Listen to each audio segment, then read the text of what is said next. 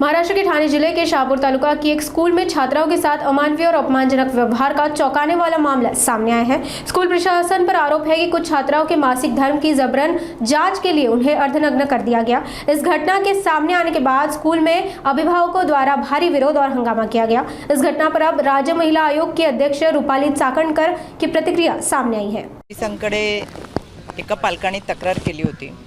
या तक्रारीमध्ये या शाळेने खरं तर मासिक पाळीच्या दरम्यान मुली वयात येत असताना त्यांच्यामध्ये अनेक मानसिक शारीरिक बदल होत असतात आणि या बदलांना सामोरं जात असताना ते अतिशय संवेदनशीलरित्या आपल्या भावना व्यक्त करत असतात। या सगळ्या दिवसांमध्ये तिला समजून घेणं हे फार गरजेचं असतं।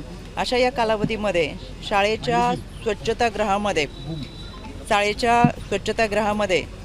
काही मासिक पाळीच्या दरम्यान जे रक्तस्राव होतो त्याचे काही डाग हे दिसून आल्यानंतर तिथं असलेल्या सफाईदार महिलेने ही गोष्ट मुख्याध्यापिकेला सांगितली।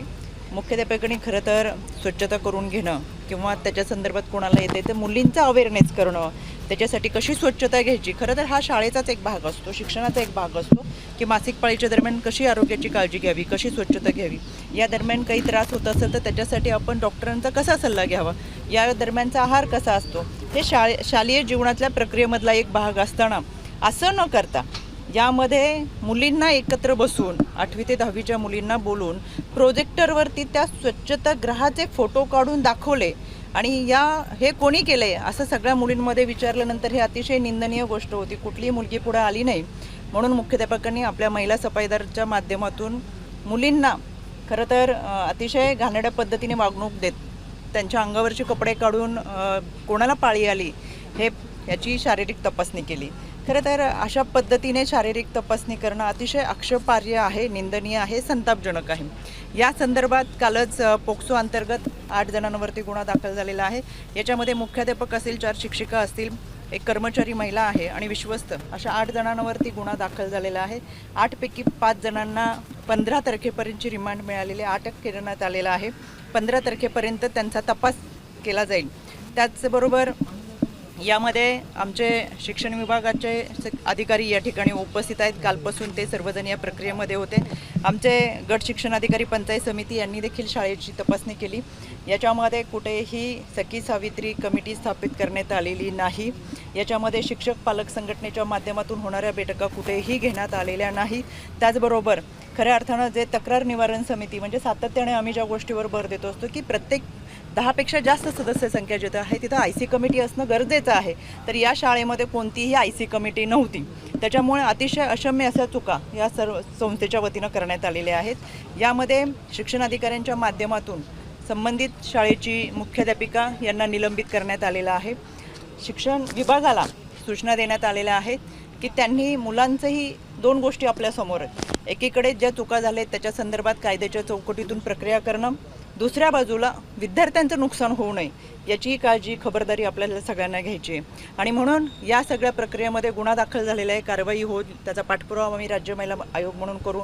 पोलिसांनी देखील तातडीने गुन्हा नोंद केलेला आहे। आमचे दौलतजी दरोडा आहेत ते स्वतः या ठिकाणी उपस्थित राहून या सगळ्या गोष्टींचा पाठपुरावा करत आहेत। या सगळ्या गोष्टींमध्ये काम करत असताना शिक्षण अधिकाऱ्यांनी सुद्धा तातडीने मुख्याध्यापकांना निलंबित करत खऱ्या अर्थाने शाळेची मान्यता सुद्धा रद्द करण्याचा प्रयत्न आता केला जाणार आहे।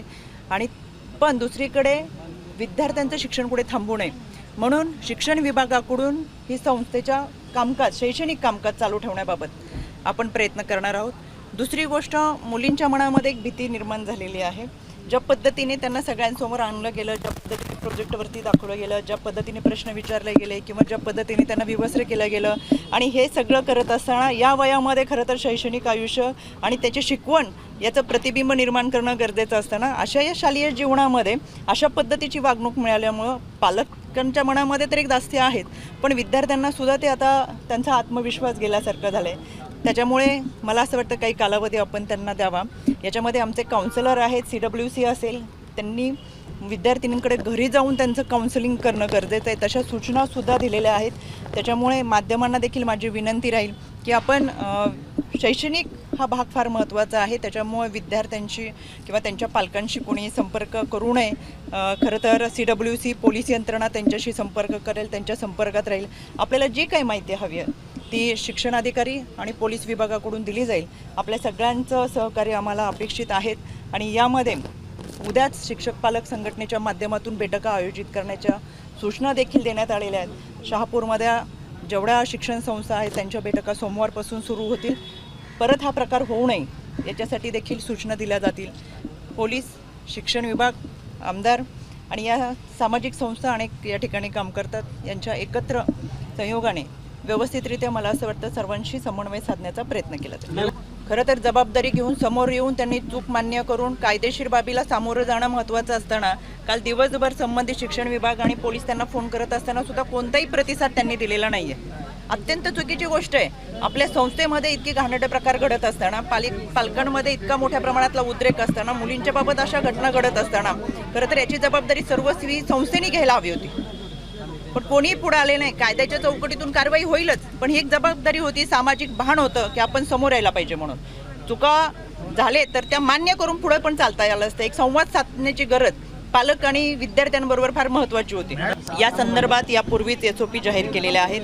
याच्यामध्ये त्या अनुषंगाने मी तुम्हाला सांगते, ज्या सखी सावित्री समिती असायला हव्यात. शिक्षण विभागाचा जो अहवाल आहे त्याच्यामध्ये कुठेही सखी सावित्री कमिट्या नाही. त्याच्यासाठी रजिस्टर केले पण समित्या कुठं केलेल्या नाही. सदस्यांची नावं कुठे लिहिलेली नाही. त्याच्या बैठका झालेल्या नाहीत. IC कमिटीसुद्धा असायला पाहिजे. त्याच्या संदर्भात कोणती समिती त्यांच्याकडे दिसत नाही. खऱ्या अर्थानं कोणतीही संस्था सुरू करत असताना धर्मादाय आयुक्तांच्या माध्यमातून संस्था रजिस्टर केल्यानंतर त्याच्याबरोबर IC कमिटी कंपल्सरी असणं हे गरजेचंच असतं. त्याच्याशिवाय परवानगी मिळत नाही. मग असं असताना सुद्धा त्याच्यामध्ये कोणती रजिस्ट्रेशन केलेलं आहे पण कोणती बैठका नाहीत आणि सदस्यांची नेमणूक झाली नाही. त्याच्यामुळे कामगार आयुक्त विभागाकडून सुद्धा या संस्थेवरती गुन्हा नोंद होईल.